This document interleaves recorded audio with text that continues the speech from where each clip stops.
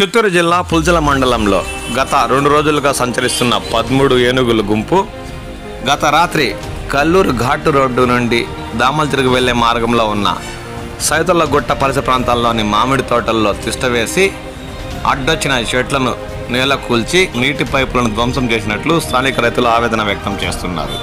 కల్లూరుకు చెందిన ఒక రైతుకు సంబంధించిన మామిడి తోటలో సంచరించిన ఏనుగుల గుంపు దాదాపు 50,000 రూపాయల మేరకు పైపులు మరియు డ్రమ్ములు చెట్లను పెక్కిలించేసి నష్టపరిచినట్లు ఆయన ఆవేదన వ్యక్తం చేశారు.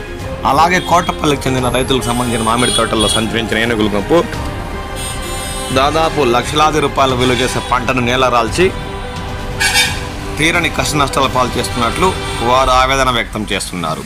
ఏనుగుల గుంపు ఇలాగే ఇటువైపు నుండి అటువైపుకి, అటువైపు నుండి ఇటువైపు సంచరిస్తే రాబోయే రోజుల్లో చేతికొచ్చిన మామిడి పంట నేల పాలయ్యి తీరని కష్ట నష్టాలు పాలయ్యే అవకాశం ఉందని వారు వాపోతున్నారు.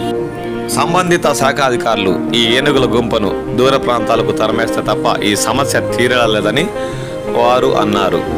ఇక రాబోయే రోజుల్లో ఈ సమస్య ఎన్ని రోజులు ఉంటుందో కాలమే సమాధానం చెప్పాలని, అప్పటి వరకు రైతుల పరిస్థితి దయనీయంగా మారే అవకాశం ఉందని వారు ఆవేదన వ్యక్తం చేశారు. కాబట్టి రైతులారా, మీరు పంట పొలాల వద్ద ఉన్నప్పుడు తగు జాగ్రత్తలు వహించండి. ఏనుగులు ఏ సమయంలోనైనా మీ ముందు ప్రత్యక్షమవచ్చు. తస్మాత్ జాగ్రత్త.